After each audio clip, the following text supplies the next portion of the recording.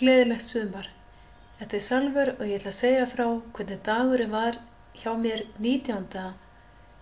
apríl 2007 á sumardaginn fyrsta.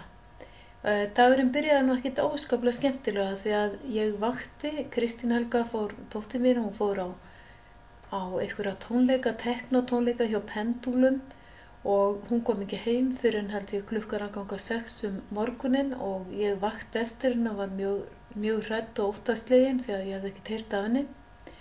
Og síðan þá fór ég að sofa og vaknaði svo eitthvað hádegisbilið og systir mín kom til mín.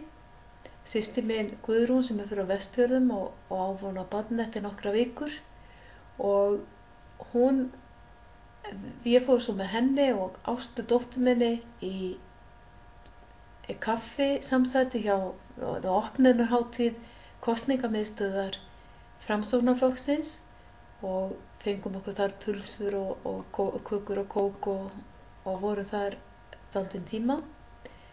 Nú síðan fórum við niður í bæ og skoðuðum brunarústirnar í Austurstræti og svo fórum við á Kaffi París og fengum okkur kakó og kaffi og komum svo heim til mín og þá kom Kristinn bróðir minn og Birna, sambýliskona hans, í heimsókn og Ásta, dóttir systur minna kom líka og